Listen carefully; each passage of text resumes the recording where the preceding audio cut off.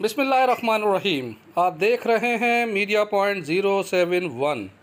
इनका लॉ था, नेब का पुराना लॉ था कि इंक्वायरी कंप्लीट करके इन्वेस्टिगेशन में कन्वर्ट करना होता है।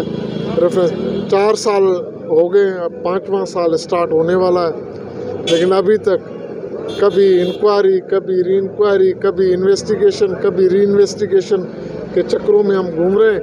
नया लॉ आ चुका है, उसके मुताबिक भी हम लोगों को नए लॉ के मुताबिक रिलीफ होना चाहिए, लेकिन वो भी अनफॉर्चुनेटली हमें नहीं मिल रहा। फिर आज डेट मिल गई है 7 तारीख। क्या देखिए, मैं हेड्स तो मैं नहीं समझता, मुझे अपने मुल्क की अदलिया और इदारों पे मुकम्मल एतमाद है, मुकम्मल यकीन है। लेकिन एक चीज़ है, अनफॉर्चुनेटली एक चीज़ तो है कि यहीं पे आप ही के शहर में कोटड़ी वो सखर बैराज पे खड़े होकर मैंने प्रेस कॉन्फ्रेंस की थी, आप सबको याद होगा। आज तक मुझे उस चीज़ का भी जवाब नहीं मिला। मेरे वालिद साहब जब वो इंतकाल कर गए तो 6 महीने बाद उनका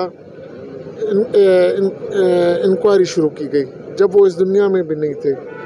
कह के थक गए, कोई रिकॉर्ड कुछ चीज़ नहीं है, लेकिन हम खड़े हैं क्योंकि मेरी लीडरशिप ने, मेरी पार्टी ने हमेशा कहा है कि अदलिया का, इदारों का एहतराम करें। इसलिए हम ना दूसरी पार्टियों की तरह कोर्टों से भागते हैं, ना इदारों से, इन्वेस्टिगेशन से घबराते, क्योंकि हाथ साफ है तो हर जगह पे आके खड़े होते हैं। जैसे मोहतरम आसिफ अली जरदारी साहब, चेयरमैन साहब, हर जगह पे आके खड़े होते हैं। हम देखें, हम बस यही कह सकते हैं कि अल्लाह करे इस मुल्क के जो गरीब, जो मज़दूर है, उसके लिए भी किसी दिन छुट्टी वाले दिन कोई कोर्ट खुले तो हम वो भी देखें।